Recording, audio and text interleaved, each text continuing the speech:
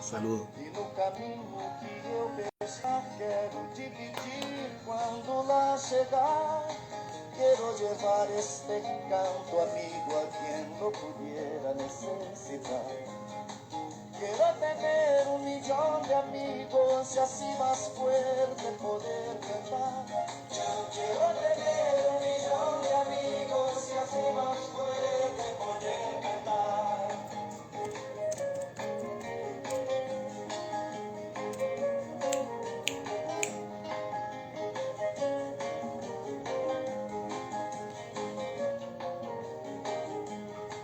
Quiero creer la paz del futuro.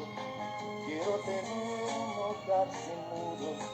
Quiero vivir pisando firme, cantando alto, sonriendo libre. Quiero llevar este canto amigo a quien lo pudiera necesitar.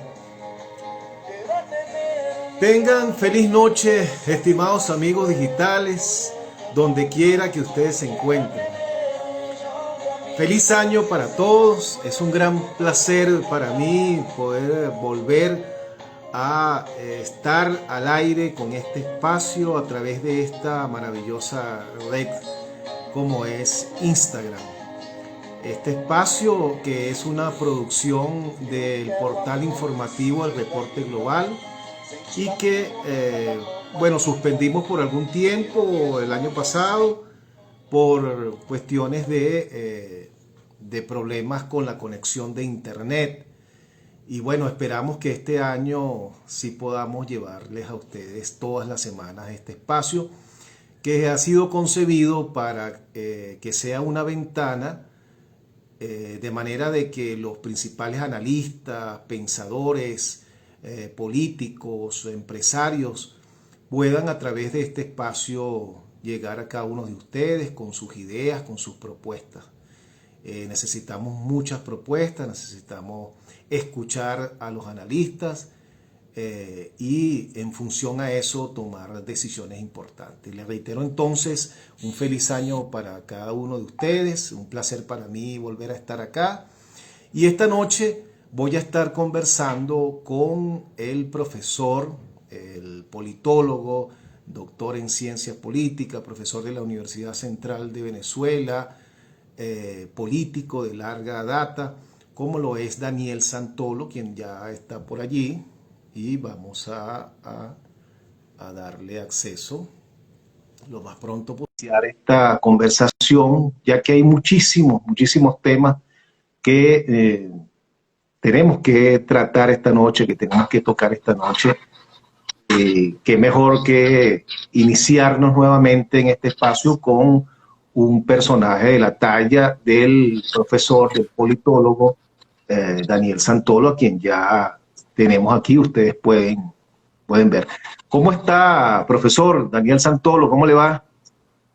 Buenas noches, Lugo. ¿Me escuchas? Perfectamente. ¿Me escucha bien, Lugo? Perfectamente. Ah, bueno. Buenas noches a ti, por supuesto, a todos los que se conecten pues a esta transmisión. Muy agradecido por tu palabras y tu mención y por, bueno, iniciar este nuevo ciclo que empiezas este año para acompañarte, pues, y siempre estando a tu orden. Así es. Comenzamos allí escuchando de fondo a Yo quiero tener 1.000.000 de amigos de Roberto Carlos, porque queríamos comenzar con mucha energía este año. Y por cierto que Roberto Carlos ya cumplió su sueño. Tiene más de 1.000.000 de seguidores en su cuenta. Entonces pudo lograr tener el 1.000.000 de amigos. Pero bueno, vamos a lo que nos corresponde, profesor, que es la materia nacional, y hay mucha tela que cortar en este sentido. Yo quisiera iniciar, valga la redundancia, por el principio, Daniel. Y es, bueno, venirnos del 6 de diciembre pasado a la actualidad. Hubo un proceso electoral el día 6 de diciembre, luego el día 12 hubo una consulta. En este proceso electoral reinó la abstención. Un sector de la oposición llamó nuevamente a la abstención, lo hizo en el 2005, lo hizo en el 2017, lo hizo en el 2018 y repitió ese llamado a la abstención ese 6 de diciembre. Se hizo una consulta, todavía realmente no sabemos a ciencia cierta cuál fue el objetivo real de esa consulta. Quisiera partir de allí, profesor, para que lleguemos entonces a la actualidad. Lo escuchamos. Bueno, yo creo que se ha venido ya diciendo, repitiendo bastante, que lamentablemente hay un sector de la oposición que no cree en la democracia, que no cree en la consulta, que no cree en la participación activa, que pareciera que se siente superior a un gran número de pobladores, de venezolanos, bueno, que tenemos esperanza de que el país cambie, pero que cambie por la vía pacífica, por la vía democrática, que debemos de aceptarnos todos. Eso es una realidad y lamentablemente hemos visto que a lo largo de los años se han venido cometiendo los mismos errores. Y eso no comienza ahorita, Lugo. Yo creo que hay que hacer memoria porque hay muchos jóvenes que pareciera que no recuerdan lo que ha sucedido en el país.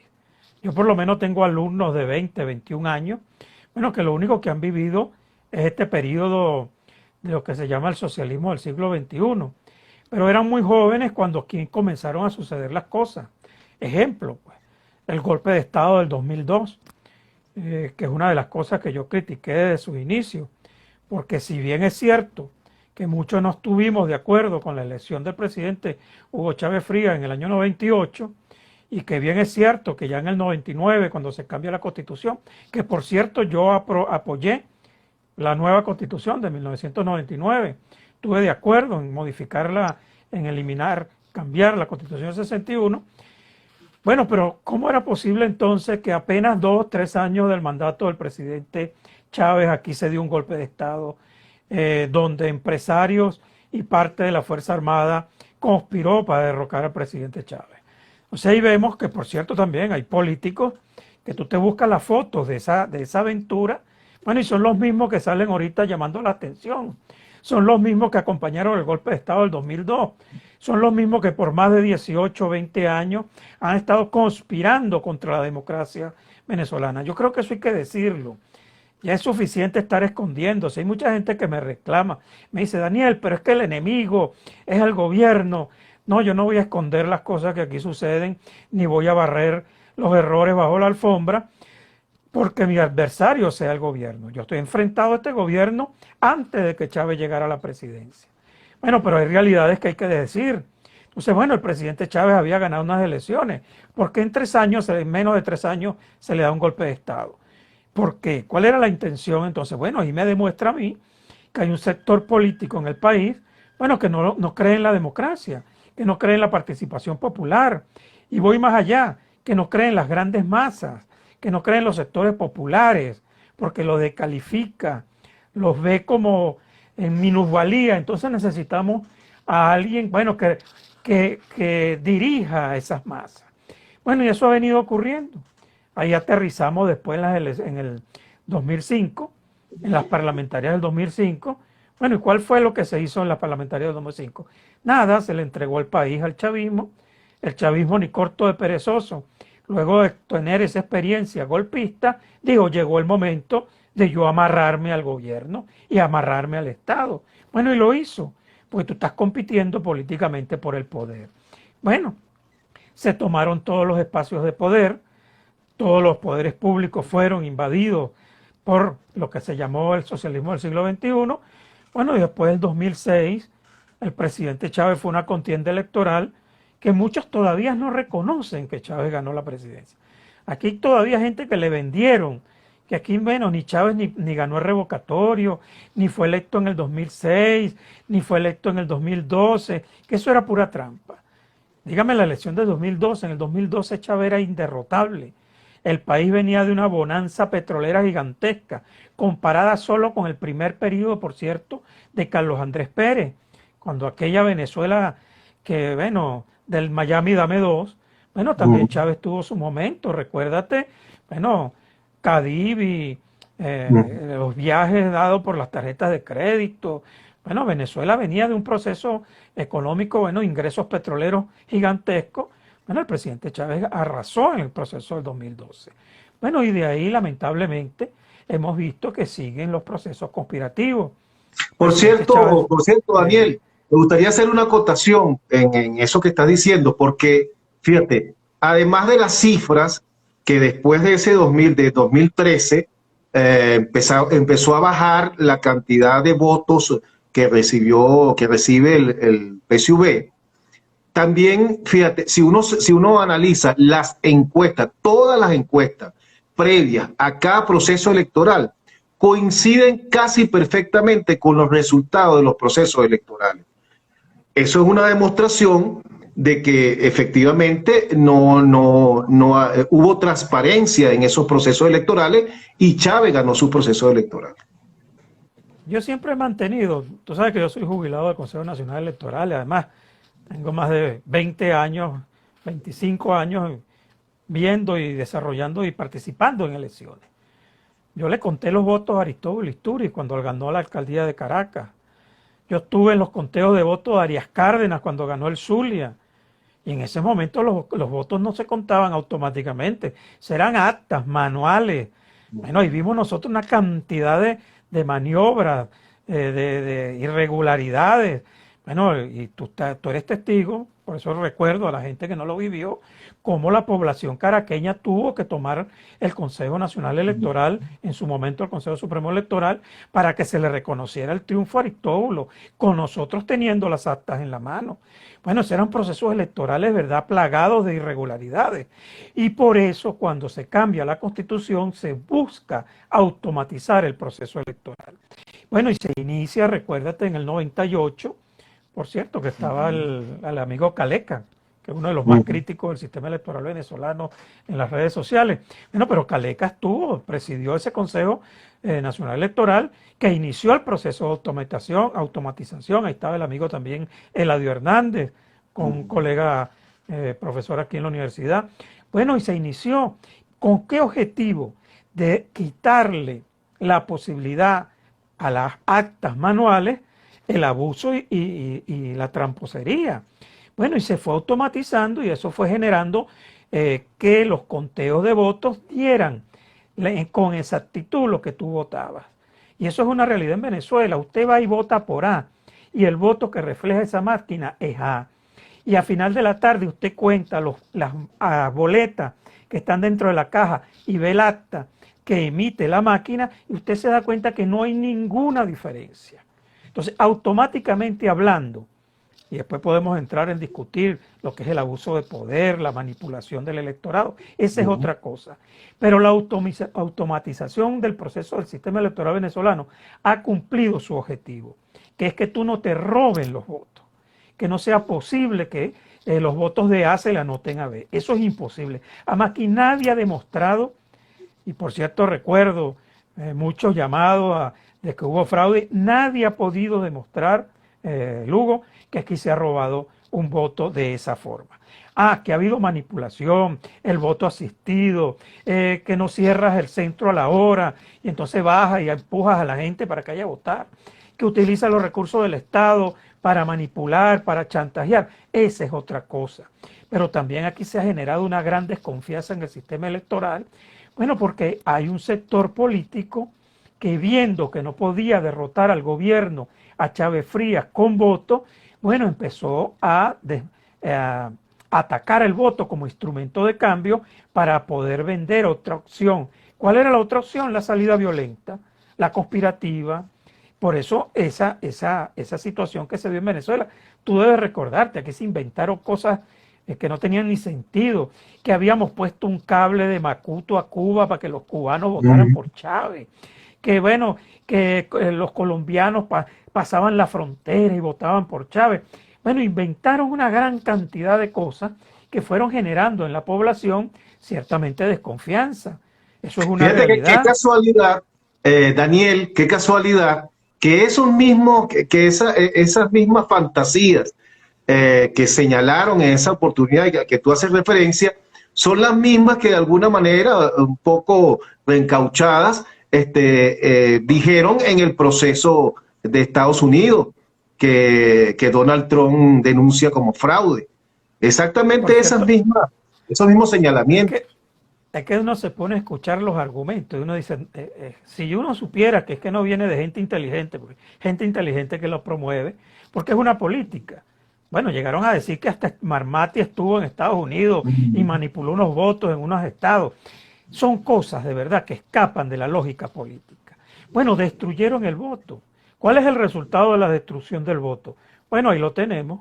Nicolás Maduro fortalecido, ahora con la Asamblea Nacional, con 250 diputados, con la mayoría de las gobernaciones, alcaldías, con todos los consejos legislativos del país, con todos los consejos municipales del país.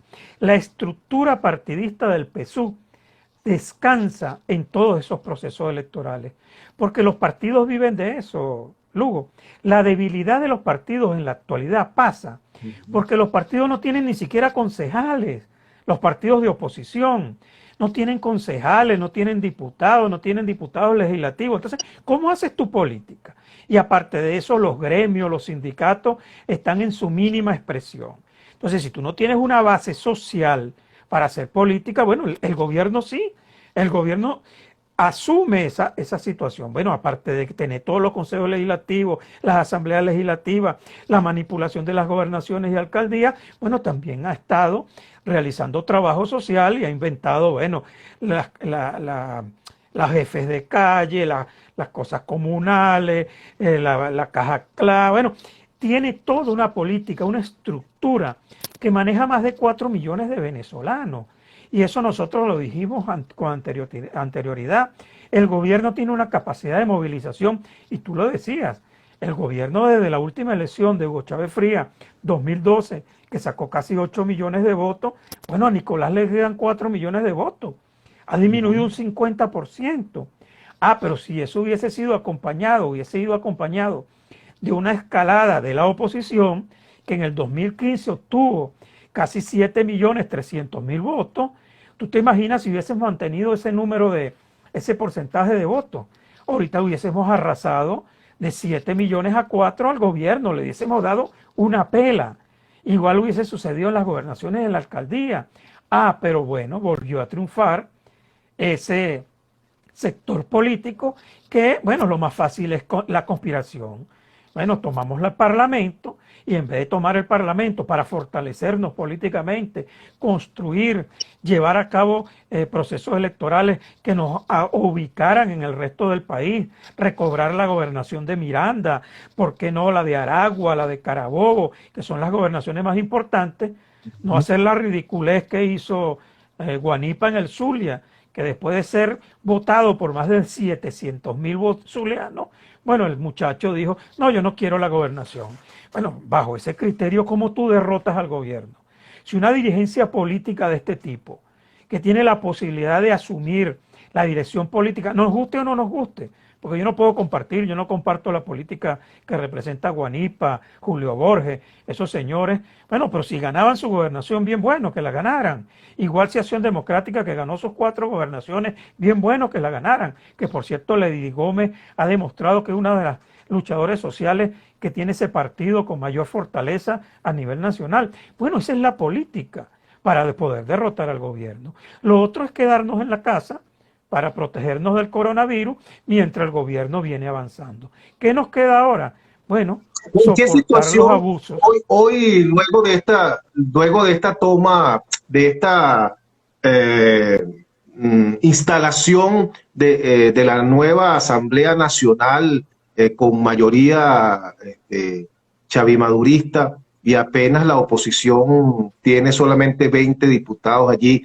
¿En qué situación está ahorita la oposición? ¿En qué situación está la lucha por un cambio en Venezuela? Bueno, ahorita estamos más lejos que nunca de un cambio político en el país. Si tú te pones a ver dónde está la fortaleza de la oposición, en ninguna parte. Y hablo de la oposición en general, Yo no voy a que hacer una separación de la oposición democrática, la no democrática, la participacionista, la colaboracionista. No, no. La oposición en general está en su peor momento político desde 2005 hasta ahorita. Una oposición desalojada de todos los espacios de poder. No hay posibilidades a corto o mediano plazo de retomar con fuerza una política de calle, una política de participación, un llamado a los sectores sociales a acompañarnos. Ahora, ¿qué nos queda? Bueno, tenemos 20 diputados en un parlamento que serán la voz de un sector de la oposición, que ojalá empiecen a representar los verdaderos sentimientos de la población, se conviertan en voceros de ese 80% de una población desasistida. Ese debe ser el objetivo de estos compañeros que quedaron electos en el Parlamento, para desde allí ir construyendo un escenario favorable. ¿Para qué? Para aterrizar en un proceso electoral. ¿Cuál es el proceso electoral que viene? Las elecciones de gobernadores. Yo no veo otra vía. Bueno, tendremos que buscar mecanismos que nos ayuden a lograr unificar a los sectores de oposición que queremos participar electoralmente, bueno, para buscar espacios para tratar de ganar algunas gobernaciones y por supuesto mantener las que tenemos. Uno puede tener muchas críticas, yo por lo menos tengo muchas críticas con el silencio cómplice de 3 de los gobernadores de Acción Democrática, con el silencio cómplice de los alcaldes de la zona metropolitana de Caracas, con el silencio cómplice de los alcaldes de los Altos Mirandinos, que guardaron silencio frente a un proceso electoral tan importante como es la Asamblea Nacional. Bueno, ahí vienen las elecciones de alcaldes. ¿Qué van a hacer estos alcaldes ahorita de la zona metropolitana? Se van a retirar de las elecciones, van a entregar las alcaldías. Van a decir que con este CNE, hay que traer, no sé, a Donald Trump para que encabece el CNE, para que entonces sí participemos. Bueno, yo los quiero ver cómo ahora van a salir a decirle a la gente, bueno, que ahora sí hay que votar porque los candidatos son ellos. Es una gran irresponsabilidad política. Eso es no tener sentido de futuro. No, hay algunos, a mí me han dicho, fíjate, Daniel, a mí me han dicho algunos políticos, amigos, del G4, yo les he hecho esa pregunta en conversaciones personales y me dicen, no chico, no te preocupes, que a la gente se le olvida eso. Te lo dicen con ese impacto. No, es que lo asumen sin ninguna timidez.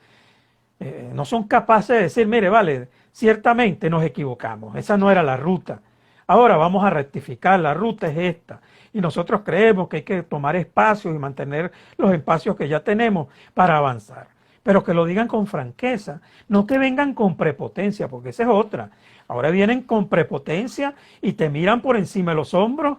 Bueno, yo soy el que tengo ahora la verdad absoluta. Yo soy el que debo. Entonces la unidad ahora es alrededor de ellos. O sea, cuando nosotros convocamos la unidad para enfrentar al gobierno, bueno, esa unidad no servía, porque era una unidad que a ellos no les convenía. Ahora la unidad es alrededor de ellos. Yo quisiera, y le hago un llamado a Capriles Radosky. ¿Qué va a hacer Capriles entonces? ¿Va a ser candidato a la gobernación de Miranda? ¿O va a seguir entonces dándole vuelta a la cosa por Twitter o por Instagram y no va a asumir con responsabilidad que tú... Pero por cierto, yo a Capriles le reconozco el sacrificio personal que ha hecho por la democracia en Venezuela. Capriles recorrió 3 veces este país. Recorrió una vez para ganar, ¿te acuerdas? La primaria. Después volvió a recorrer el país para enfrentar a Hugo Chávez Frías cuando nadie quería ser candidato. Lugo. Por cierto que uno de los que participó en esa primaria renunció porque se vio arropado por Capriles. Bueno, y después Capriles volvió a asumir cuando fallece Hugo Chávez Frías. A los 30 días se convoca una elección y Capriles asume gallardamente nuevamente enfrentar a Maduro, que por cierto aumentó la votación casi en 2 millones de votos. Bueno, ahí hay un capital político. Bueno, ese capital político Capriles va a seguir echándolo por la borda. Yo creo que llega el momento de la toma de decisiones con seriedad en el país. Él hizo un amague en las parlamentarias de participación, pidió algunas condiciones por parte del gobierno. Bueno, nosotros también lo hicimos, solicitamos condiciones. Eso fue parte de la mesa de diálogo. Además, nosotros llegamos a ese proceso electoral gracias a a las conversaciones que tuvimos con el gobierno en la mesa de diálogo. Mucha gente aquí ahora quiere despachar eso muy fácil. Nosotros cambiamos el Consejo Nacional Electoral bajo un acuerdo político. Es que la mayoría de los que siempre aluden lo de las condiciones, no han hecho nada por mejorar esas condiciones realmente. Aquí la Asamblea Nacional que salió ahorita, que terminó sus funciones el 5 de enero, no nombró a la nueva directiva del Consejo Nacional Electoral en 5 años. O sea, esa oposición o ese sector de la oposición que siempre pone como excusa el que no hay condiciones, realmente no ha hecho nada para que haya mejores condiciones de las que se han logrado hasta ahora. Simplemente lo colocan de excusa y ahora vienen otros procesos electorales y muchos dicen que van a participar. Ajá, y entonces, ¿dónde está eso de la excusa de que no hay condiciones, de que el CNE es ilegítimo? Ahora no valen esas excusas. Es que mira, por eso es que hay que recordarle las cosas a la gente. En el 2016 se iban a elegir 2 rectores del CNE que tenían su periodo vencido. Que por cierto, yo puse mis credenciales allí. Yo aspiré en ese momento a ser rector del CNE. Bueno, ¿y qué sucedió? Bueno, que Capriles, que la gente de Primero Justicia y la gente de Voluntad Popular no se pusieron de acuerdo para elegir 2 rectores. Y recuérdate aquella sesión fallida, que por cierto no llegaron 3 diputados, creo que eran de un nuevo tiempo, de otro partido, de un nuevo tiempo. Bueno, no se pudo cambiar la directiva del CNE. Entonces, ¿fue culpa de quién? ¿Del gobierno? No, de una directiva, de una mayoría en el Parlamento que no ejerció su mayoría porque no hubo acuerdos a lo interno. Por cierto, otra cosa que critican mucho, Lugo, que la cuestión esta de la proporcionalidad en los procesos electorales venezolanos. Te iba a preguntar sobre eso. Bueno, pero ¿por qué la Asamblea Nacional esta que estuvo dominada 5 años por la oposición no modificó esa ley? Tenía que modificar un solo artículo de la ley para retomar la proporcionalidad en el país. Ese artículo que te decía que tú tenías que separar la elección de tipo mayoritaria, que es por circunscripciones, de la proporcional. Que si tú sacabas un diputado en la proporcional, en la lista, tenían que descontártelo o sacabas uno de la circunscripción, debían descontártelo de la lista, como fue antes. Bueno, eso tenían que modificar un solo artículo. ¿Por qué no lo hicieron? ¿Por qué no modificaron la ley? Ah, porque ellos también se beneficiaron de la ley. Aquí en el 2015 la oposición ganó casi el 70% del Parlamento con 56% de los votos. Entonces esa ley también los benefició. Entonces no ha habido voluntad de cambio. Entonces no podemos nosotros alegar nuestra propia torpeza, ¿verdad? Porque nos equivocamos a favor del gobierno. Bueno, no pudimos. No se utilizó la Asamblea para lo que tenía que utilizarse. Por cierto que hay otro tema que habría que discutir abiertamente. Era la reducción del periodo presidencial. Yo soy uno de los que planteé que aquí podían haber 2 elecciones, pero de 4 años y 4 años, no 12 años. Yo considero que 12 años para un periodo presidencial es demasiado largo. Bueno, algunos dicen, no, que con 6 años te cambio. No, no es así, lamentablemente. O como era antes, un periodo de descanso y nuevamente participa para darle alternancia al poder. Ahorita estamos amarrados y eso tampoco se discutió en la Asamblea Nacional. Teniendo la mayoría en esa asamblea, no nos dedicamos a eso. ¿Por qué? Porque la vida era la conspiración, Lugo, hay que decírselo a la gente. Aquí empezaron a inventar que si Nicolás era colombiano, que no veían la cédula ni la partida de nacimiento, que Nicolás abandonó el cargo, que Nicolás iban a nombrar yo no sé qué, un consejo de ancianos para decir que Nicolás se había vuelto loco. Por cierto, un tribunal, una estupidez gigantesca, y me perdona la expresión, un tribunal en el exilio dictó 8 años de presidio para Nicolás Maduro. Bueno, bajo esa fantasía, ¿cómo tú avanzas políticamente? Uno dice, bueno, ¿por qué? No es porque no entendamos la situación, sino que siempre estamos detrás de la salida rápida. Bueno, mira, inventamos... Por cierto, Daniel me confesó en conversaciones un buen amigo chavista que está metido en el gobierno ahorita, un buen amigo, pues, y una de las voces críticas que están dentro del gobierno de Ita. Me dice, chico, es muy fácil ser gobierno con esta oposición que hay.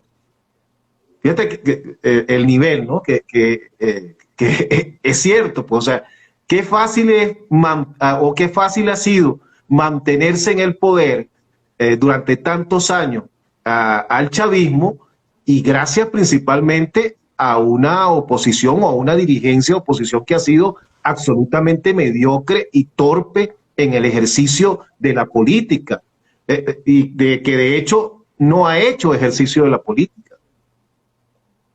Es que aquí también se han vendido muchas mentiras, Lugo. Una de las grandes mentiras que se ha vendido aquí es que dicen que el 80% de la población es opositora. Eso es totalmente falso. Tú te pones a ver los estudios de opinión, aquí no hay ningún partido político que pase el 5%. Solo el chavismo, que tiene el PSV, que creo que llega al 18%.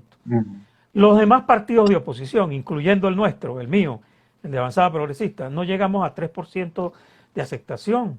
Y cuando tú ves, hay un centro político de casi 60% de la población que no cree en nadie.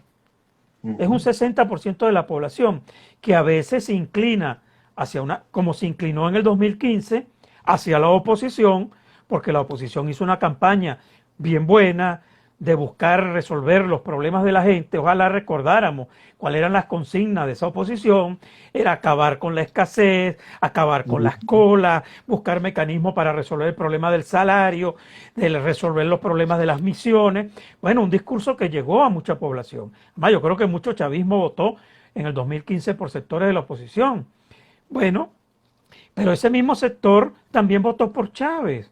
¿O es que los casi 8 millones de votos de Chávez, de dónde salían? ¿Del chavismo nada más? No, de un sector medio que vio también en Chávez la posibilidad de mejoras económicas y sociales. Bueno, en este momento, ese amplio sector de la población, que es casi un 60%, no ve opción. Y por eso los resultados del 6 de diciembre, una participación del 30%. ¿Dónde está la gente? Es que la gente entonces es opositora, no es opositora, no se siente interpretada por ninguno de los sectores. Aquel sector que se arroga para sí ese 70% de abstención, es una infantilada decir eso. Ese sector no puede representar a ese sector, porque ese sector de oposición no nos ve como opción. Entonces, bueno, como tú decías, esto es un gobierno que va a pasar a la historia por mantenerse en el poder por más de 15 años sin votos. Las últimas elecciones, bueno, con menos del 20% ha ganado Nicolás el proceso electoral. Nicolás, ¿con cuánto porcentaje ganó la presidencial? Con menos del 25% del padrón electoral. Ahora ganan la asamblea con casi el 17% del padrón electoral. Bueno, esto va a pasar a la historia como de verdad los procesos electorales más fáciles de ganar que ha tenido gobierno alguno. ¿Por qué? Entramos a los venideros procesos electorales que están próximos, ¿no? Para este año, hasta ahorita, las elecciones de gobernadores, las de alcaldes serían el año que viene. Puede ser que eso cambie y puede ser que este año se hagan ambos procesos, pero hasta ahorita, este año iría solamente las elecciones a gobernadores. Pero ya por allí hay algunos que están señalando que hay que trabajar para este año plantear el referéndum revocatorio. ¿Qué te parece esa propuesta que están haciendo? Mira, yo desde un principio del revocatorio del presidente Chávez en el 2004, si no me equivoco, planteé que eso debería ser eliminado de la Constitución. Ese referéndum revocatorio del mandato lo que ha traído es más conflicto y enfrentamiento que búsqueda de resolución de los conflictos. Los procesos electorales tienen que ser procesos electorales para resolver los conflictos y los intereses que hay entre grupos en la sociedad. El referéndum revocatorio lo que ha hecho es exacerbar la conflictividad. Además, plantearse en este momento un referéndum revocatorio a Nicolás Maduro es un ejercicio fallido de la política. Te digo por qué. En el 2022, que es cuando se abre el proceso, por cierto que primero tenemos que elegir, la Asamblea Nacional tiene que elegir un nuevo Consejo Nacional Electoral Imagínate cómo va a quedar ese Consejo Nacional Electoral ahora. Ahorita tenemos 2 rectores amigos. Pues no podemos decir que son militantes. Son 2 rectores amigos y 3 rectores, bueno, que se inclinan hacia el gobierno. Y eso también es normal. La gente tiene que también recordarse que cuando el Consejo Supremo Electoral, ahí lo manejaban eran los partidos políticos, Acción Democrática y COPEI, controlaban completamente el Consejo Supremo Electoral, porque el que maneja el poder maneja los hilos de poder. Bueno, imagínate ahora cómo el chavismo, ojalá al chavismo le entre el espíritu, no sé de qué, de la democracia fallida, y entienda que debe nombrar un Consejo Nacional Electoral equilibrado para que le dé pertinencia a los procesos electorales, recobre la posibilidad de que haya mayor participación. Bueno, ese Consejo Nacional Electoral, el 2022, luego de las elecciones de gobernadores, porque yo sí creo que las elecciones de gobernadores este año van a ser llevadas a cabo porque al gobierno le interesa, no porque nosotros podamos exigir que se realice. Bueno, en el 2022 tú tienes que iniciar el proceso del revocatorio. Y la iniciativa parte de que un grupo de venezolanos se unifique en un movimiento y vaya al Consejo Nacional Electoral y haga la solicitud formal. Eso pasa por un mínimo de recolección de firmas. Cuando el Consejo Nacional Electoral te lo autorice y te dé las planillas y te ponga los puntos de recolección de firmas, donde tú vas a tener que ir a hacer una cola para firmar, para solicitar el referéndum revocatorio. Estamos hablando, Lugo, que si el padrón electoral se mantiene como está ahorita, estamos hablando de más de 4 millones de firmas. Yo quisiera saber dónde están los 4 millones de venezolanos que se van a parar en una plaza pública a hacer una cola para pedir el revoco de Nicolás Maduro. Un gobierno que ha venido, si se quiere, controlando socialmente a la población, donde un país que está siendo sometido a esta barbarie, a esta tragedia, a esta miseria, donde la gente depende en su gran mayoría de una ayuda del gobierno, llámese caja CLAP, llámese bono o llámese cualquier otra cosa. El gobierno maneja, dicho por estudios, no por invento, ejemplo, data análisis, habla de que casi 9 millones de venezolanos reciben beneficios por parte del gobierno. Más de 6 millones de familias reciben la bolsa CLA. Que sea poca, que sea fea, que no nos guste el arroz, que no, son 6 millones de familias que están siendo sometidas con esta política social por parte del gobierno. Son aproximadamente 9 millones de venezolanos que reciben bonificaciones por el carnet de la patria.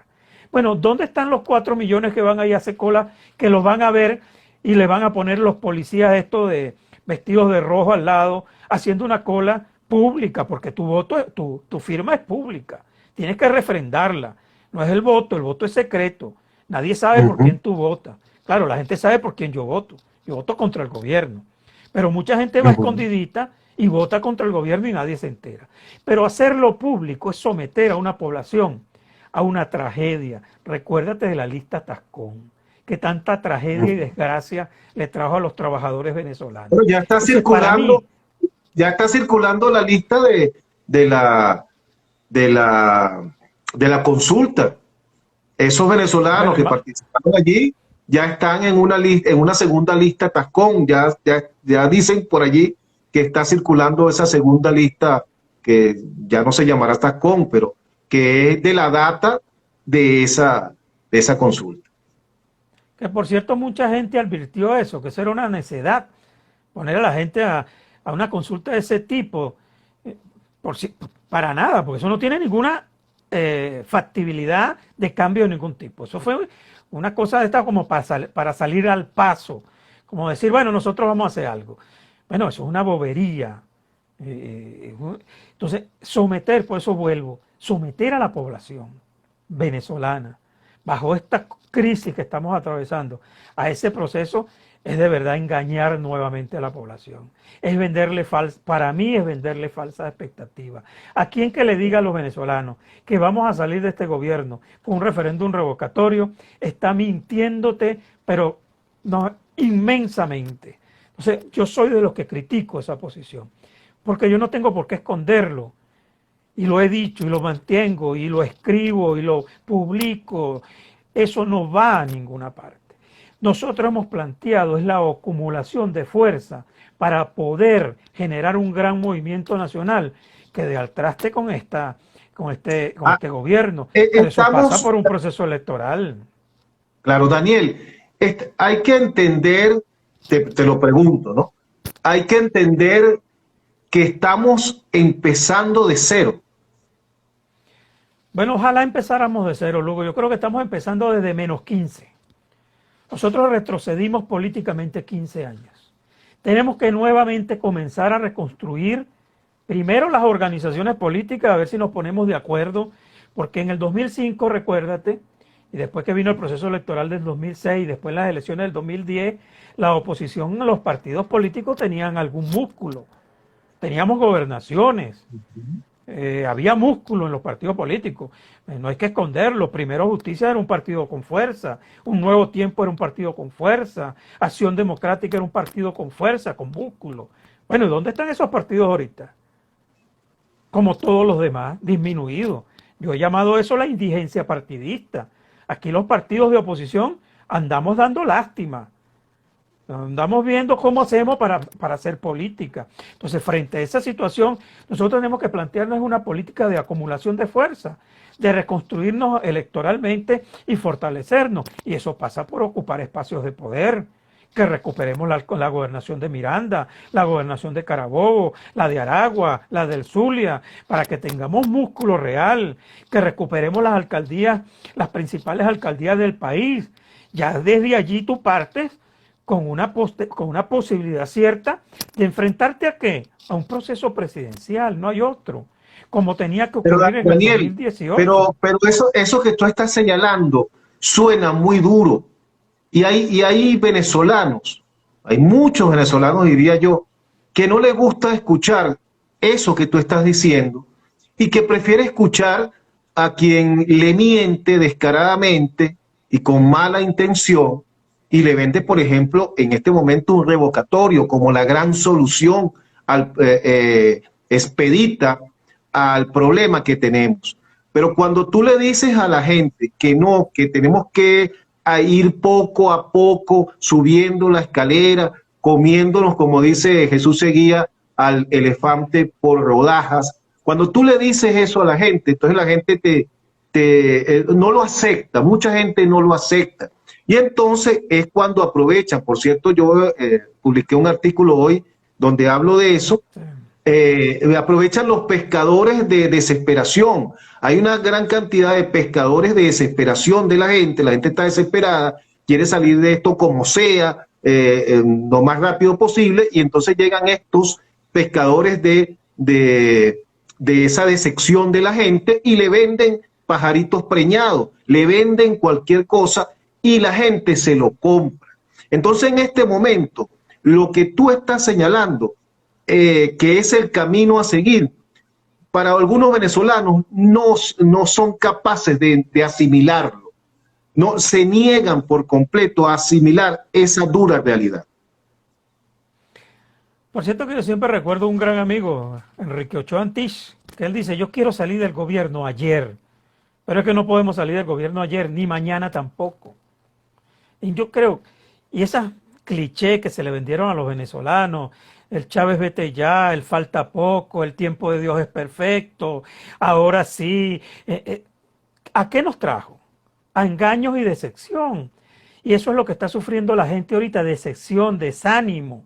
La gente no ve alternativa. ¿Por qué? Porque le vendieron a la gente que la cosa era de un día para otro, que era para mañana. Entonces vimos unos señores que se montaron allí en el distrito de Altamira con unos ametralladoras y unos topochos.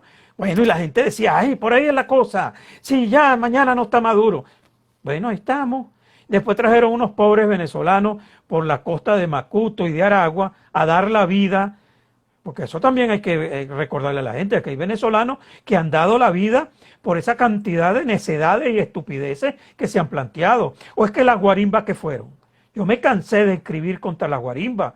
Yo llamaba a la gente a que no asistiera a esa situación. ¿Por qué? Después vinieron los escudos de cartón, contrataron muchachos para ponerlos a enfrentar a una Guardia Nacional que no tiene escrúpulos para reprimirte. Entonces, bueno, frente a eso ahí tiene que haber responsabilidades. O es que esos muertos no tienen doliente. O es que esa política de calle insensata no tiene doliente, no tiene responsable. Entonces yo sacrifico a unos jóvenes y después me hago el loco. O me voy para Madrid, me voy para Miami, o me voy para Bogotá y desde allá pretendo seguir dirigiendo la política en el país. Eso yo le llamo, hago un llamado a los venezolanos, a los que estamos entendiendo esto.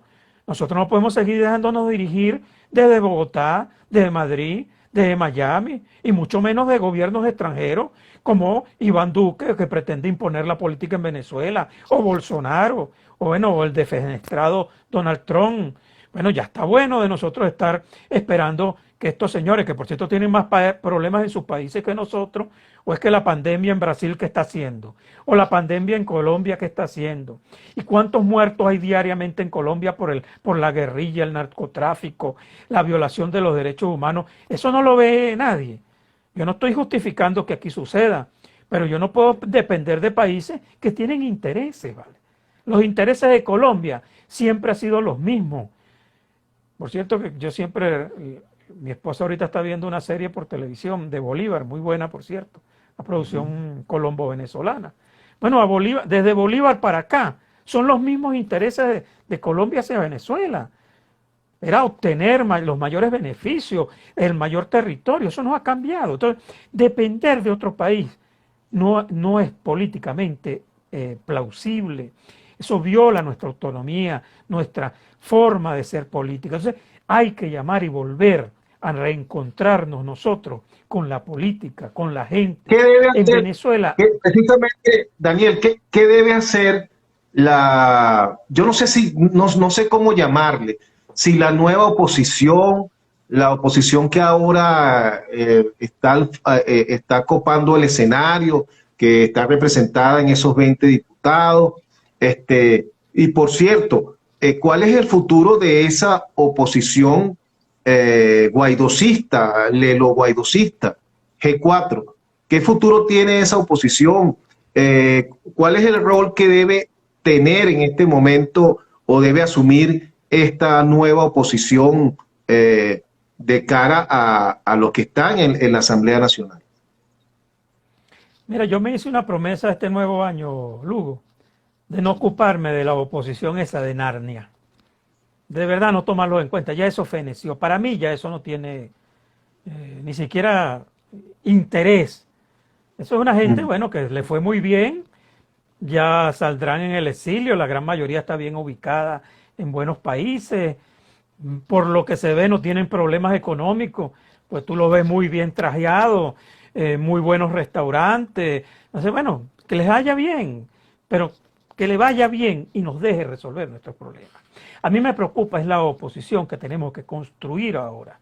Esa oposición que desde el Parlamento debe convertirse en una referencia nacional y desde allí crear todos los mecanismos de diálogo posibles con la sociedad, no solo con el gobierno, con la sociedad, con los gremios, sindicatos, con las universidades, iglesias, para hacerles entender, porque también aquí hay una deformación política, y con el perdón de la iglesia, aquí hay curas que quieren dirigir la política, con el perdón de las universidades, aquí hay rectores que quieren dirigir la política, aquí hay, bueno, yo siempre les pongo un ejemplo, ¿vale? El amigo, el conde del Guácharo, que es tremendo humorista, decidió meterse a político. ¿Qué hizo?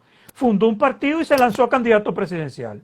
Entonces yo le digo a los curas, a los artistas, a los rectores, a todo el que quiera dirigir la política, que haga como el conde del Guácharo, funde su partido, se lance y compita. Pero no me diga a mí lo que tengo que hacer, que yo tengo 35 años haciendo política y he hecho política por años.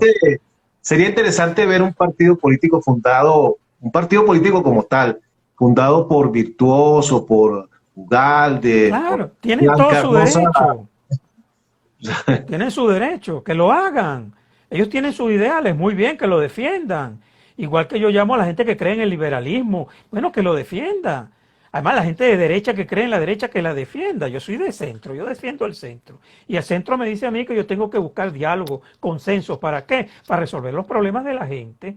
¿Cómo? Bueno, implementando mecanismos y políticas económicas y sociales que resuelvan ese problema. Entonces, la Asamblea Nacional tiene que dirigirse hacia allá. Y nuestros diputados deben convertirse en formadores de esa nueva oposición y conectarse con la sociedad. Luego, aquí la gente habla de manifestación, de salidas de calle. No vale. Aquí hay más de 100 protestas semanales. Aquí la gente se la pasa protestando, Lugo. Cuando no es por el agua, es por la luz. Si no es por la luz, es porque no llega el gas. Si no llega el gas, porque no le llegó la bolsa CLA, por la inseguridad, por miles de problemas. Bueno, ahí es donde nosotros tenemos que ir a buscar a la población venezolana y convertirnos en sus voceros. Yo siempre digo, los diputados deben ser los dirigentes sindicales de esa población, tienen que ser su representante, su vocería frente al poder. Esa Asamblea Nacional tiene que estar allí para decirle al gobierno, que es el responsable de la crisis, que es el responsable de la tragedia, que tiene que rectificar, que tiene que buscar la manera de resolver el problema de los salarios, de las pensiones, de la alimentación, porque ellos son gobierno. A mí no me sale. Yo puedo tener ideas y propuestas, pero el que le sale resolver el problema del hambre en Venezuela es el gobierno, de la desnutrición, de la violación de los derechos humanos, de resolver el problema de los tribunales. Por cierto, una propuesta del partido al cual tú perteneces, Daniel, que es Avanzada Progresista, ha sido en torno al salario, a tratar de lograr que se dolarice el salario de los trabajadores, porque ahorita quizás el mayor problema que tenemos los venezolanos es el poder adquisitivo del trabajador que no le alcanza para nada, más aún los empleados públicos, porque es bien cierto que muchas empresas privadas, yo creo que la gran mayoría, le pagan dólares a sus empleados, si no el sueldo completo, por lo menos una bonificación digna en dólares, pero los empleados públicos cobran solamente en bolívares y son sueldos, pero de verdad que dan lástima realmente. Entonces, es posible que se pueda lograr o que pueda impulsarse desde la Asamblea Nacional que este gobierno empiece realmente a preocuparse por ese salario de los trabajadores. Mira, el gobierno está aplicando una política económica, dejar hacer, dejar pasar. Por cierto, hoy leí un artículo de una señora que era docente. Ella dice que montó una pequeña peluquería en su casa, en su barrio, y ella dice con arreglar a dos damas, ponerlas bonitas, gana más de lo que gana mensualmente como docente. Entonces, el gobierno ha dejado que la gente, bueno, porque la gente está en su casa, los empleados públicos no están yendo a trabajar en su gran mayoría, la gente se quedó en su casa y ha empezado a resolver su problema económico inventándoselas. Tú lo dices muy bien, la empresa privada, muy por el contrario, ha tratado de modificar los salarios, de compensar, para que, bueno, no cerrar las empresas. Pero los empleados públicos han venido resolviendo su problema de ingreso. Y por eso vemos que uno dice, bueno, pero ¿qué pasa en el país? Que la gente no gana para vivir y pareciera que la gente está tranquila. Bueno, está tranquila porque la gente ha empezado a resolver su problema. La gente ha buscado mecanismos, hacen torta, venden dulces, cosen ropa. Bueno, se diversificó la situación económica. Eso también me recuerda a mi gran amigo Alfredo Padilla, que habla del emprendimiento, de cómo la gente busca cómo resolver su problema. Es una cosa natural. Además, socialmente hablando es así. Lo otro, nosotros teníamos una propuesta, dolarizar esa radio. Sabemos que eso es complicado y ahora más que nunca, porque los gobiernos a nivel internacional, bueno, tienen cortado cualquier ingreso en dólares en el país. Digo yo, de préstamos, ¿no? Fondo Monetario Internacional, otras agencias internacionales que podrían prestar dinero para, perdón, buscar un mecanismo. Nosotros también teníamos una propuesta que era crear una bonificación de lo que yo he llamado el salario vital, que es un salario o una bonificación para 6 millones de familias en dólares. Estábamos planteando que eso empezara con $50. Eso es aparte de cualquier salario, no, una bonificación por familia. ¿Cómo se iba a hacer esa bonificación por familia? Tendríamos La idea era, por supuesto, que los recursos que están represados en bancos internacionales en moneda extranjera pudiesen traerse al país conjuntamente o fiscalizada por organismos internacionales, la ONU, por ejemplo, bueno, y se hiciera un reparto de ese dinero y sacamos unas cuentas y decíamos que para un año, que era un año, este año, el primer año, con 3.500 millones de dólares, podíamos dar ese subsidio mensual a 6 millones de familias. Eso no necesita modificar la Constitución, no necesita dolarizar la economía, no necesita eliminar el bolívar como moneda de curso legal. Eso evitaría cualquier de esa situación. Pero lamentablemente, luego, bueno, es difícil ahora hacerlo. Nosotros llevaremos propuestas al Parlamento, pero sabemos que va a ser muy difícil que esas propuestas pasen. Bueno, porque el gobierno también tiene sus gringolas ideológicas, ¿no? No creen en el Nos quedan dos minuticos. Nos quedan 2 minutos nada más, Daniel. El tiempo aquí pasa muy rápido. Fíjate, yo no quería dejar de tocar el tema de la libertad de expresión y de la persecución que se tiene ahorita contra los medios de comunicación, contra Efecto Cocuyo, El Pitazo, tal cual, BPI, y bueno, y el gobierno ha arreciado esa persecución contra periodistas y medios de comunicación. Aprovecho para solidarizarme con Eli Reyes, mi colega, con Javier Coscojuela, con la gente del Pitazo, en función de esto que nos está sucediendo ahorita y esa persecución que hay en los medios. ¿Qué opinión te merece tú? ¿Cómo está actuando el gobierno en este sentido, Daniel? Bueno, yo hago mía unas palabras de Dilma Rousseff, por cierto, cuando era presidenta.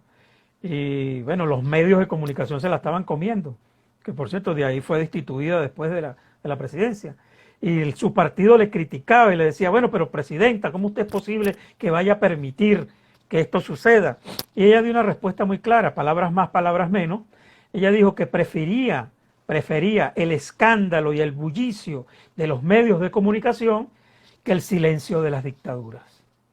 Entonces ahí hay una realidad. Ciertamente, la libertad de expresión tiene que tener también ciertos límites. Yo no puedo venir aquí en este momento hablando contigo y denigrar de alguna persona, o malponer, o injuriar. Bueno, eso tiene unos límites y las leyes están hechas para eso. Si yo te acuso a ti ahorita, en este momento, de ladrón, bueno, tú tienes todo el derecho de llevarme a un tribunal y exigir que yo me retracte o haga cierta mi acusación. Bueno, esas son situaciones que se dan. En Venezuela, desde un principio, tenemos que recordar que el gobierno, luego que volvemos al pasado, Lugo, cuando los medios de comunicación aquí se alinearon todos en el golpe de Estado del 2002, cuando el presidente Chávez vuelve, bueno, se plantearon un objetivo, que fue destruir los medios de comunicación libres y crear lo que ellos llaman la hegemonía comunicacional. Eso no es un secreto para nadie. Entonces, si tú sabes esa realidad, si tú sabes que el gobierno está buscando cómo fregarte, para no usar otra palabra, bueno, entonces tú tienes que también actuar con medida. Porque si tú sabes que estás siendo sometido a una vigilancia estricta de un gobierno represor que en cualquier momento va y te desaloja y te mete preso y te roba los equipos, como hicieron con muchos medios que han hecho, bueno, tú también tienes que cuidarte. No es lo mismo una democracia plena. Como a mí me gusta decir las cosas claras y digo cosas que la gente me dice, oye, vale, pero eso no se dice. ¿Qué te pasa, Lugo? Eso no se dice. Pero yo no le paro a eso, pues yo no soy candidato a nada. Y entonces no estoy pendiente de cuántos me siguen, ni los likes que me dan, ni nada de ese tipo de cosas, ¿no? Simplemente manifiesto como ciudadano lo que pienso, ¿no? Y trato de hacerlo con respeto, con mayor respeto. Pero fíjate una cosa, yo lamento que ojalá que algunos medios no caigan en la trampa de ese sector político que maneja influencias internacionales, que consigue financiamiento, porque el problema no es el financiamiento. Los medios tienen que financiarse de alguna manera, no hay publicidad en el país, la industria de la publicidad está por el piso y un medio tiene que sobrevivir de alguna manera y el problema no es que reciba financiamiento, el problema es que pueda ser utilizado por intereses políticos y el medio se vea involucrado en el medio de esos intereses políticos, sin quererlo. El medio, como tú decías, el medio debe cuidarse, debe tener, los que dirigen el medio tienen que tener cuidado de no verse involucrado en esas situaciones. Pues. El medio siempre tiene que ser independiente. Nosotros en el Reporte Global no tenemos financiamiento de nadie. Este es un emprendimiento de 4 periodistas que estamos aquí tratando de hacer lo que podamos, pero no respondemos a ningún interés en especial. Yo creo que los medios siempre deben de evitar ser dependientes de intereses, responder a intereses. Los medios deben cuidarse mucho de eso, porque entonces quien te consigue el financiamiento, entonces cree ya que es dueño del medio y que ese medio tiene que rendirle pleitesía y trabajar en función a ese sector que le ayudó a conseguir ese financiamiento. Los medios deben cuidarse de eso y creo que debería ser así. Bueno, Daniel, ya llegamos al final. Nos va a cortar ahorita en cualquier momento Instagram. Te doy las gracias por esta conversación de esta noche. Próximamente estaremos nuevamente conversando. Hay muchas cosas que se quedaron en el tintero. Bueno, amigos, les doy las gracias. Ha sido una conversación con el profesor universitario, doctor y novio de la madrina también, dirigente del Partido Avanzada Progresista, que nos ha dado su visión sobre la política actual. Despídete, Daniel. Bueno, vale, de verdad, muchas gracias, Lugo, y espero que este año nos vaya un poquito mejor que el año pasado y que entendamos, bueno, que queda de parte de nosotros resolver la crisis y resolver los problemas del país, queda en manos de nosotros y apoyemos a esos diputados que tenemos ahora en esa Asamblea Nacional, bueno, para que hagamos política desde allí y preparémonos para lo que viene, que son las elecciones, no hay otra vía. ¿Qué es el año que viene? Bueno, es el año que viene. Dejemos de estarle diciendo a la gente que esto ya falta poco. Esto no falta poco, yo también soy como tú, yo no voy a esconderle aquí nada a nadie. El gobierno salió fortalecido. Nicolás Maduro tiene el control de la Fuerza Armada, de los poderes públicos, y todo eso le da una fortaleza. Y tampoco se pongan a creer de que el gobierno está dividido, que Diosdado no quiere a Maduro, que Diosdado no quiere a Jorge iba a decir un nombre extraño ahí, a Jorge Rodríguez. No, vale, el poder unifica y el gobierno cada día yo por lo menos lo veo más sólido en esa, ojalá esa solidez y eso que tiene el gobierno ahorita le dé la posibilidad de empezar a resolver los problemas al país y resolver la crisis, por lo menos la crisis económica y social. Lo político puede esperar. ¿Qué te parecieron los discursos del presidente de la Asamblea, Jorge Rodríguez, y de Maduro, estos últimos discursos que ha dado? Por cierto que creo que Maduro va mañana al Parlamento a rendir cuentas, ojalá nos anuncie cosas buenas allí el presidente. Algunos se molestan porque yo le digo a Nicolás presidente, bueno, no sé cómo llamarlo, porque yo recuerde lo eligieron en el 2018, que la gente no votó, eso es otra cosa, pero él lo eligieron. Y bueno, mañana es la Asamblea Nacional. ¿Cuál Asamblea Nacional? La que se reúne en el Capitolio. Yo no veo otra Asamblea Nacional, son esas las que está ahí. Bueno, el discurso de Jorge Rodríguez, bien bueno, yo tengo que decirlo con claridad, buscando apertura. El discurso del diputado Bertucci, bien bueno. El del diputado Correa, bien bueno. Es que hacia allá es que es la política. La Asamblea Nacional debe convertirse en el foro de la discusión, de la propuesta, del acuerdo. Para eso es la Asamblea Nacional. No para irse a caer a golpes. Bueno, a veces uno se tira unos golpecitos ahí, pero bueno, a veces más que amague, tú sabes, para la cámara. Esa parte. Exacto, bueno, parte de la cosa, muchas gracias. pero la idea del Parlamento es esa. Muchas gracias, Daniel. Muchas gracias a los que nos siguieron. Gracias, Lugo. Y bueno, nada, volveremos a encontrarnos el próximo miércoles con otro brillante invitado. Muchas gracias a todos. Pendiente.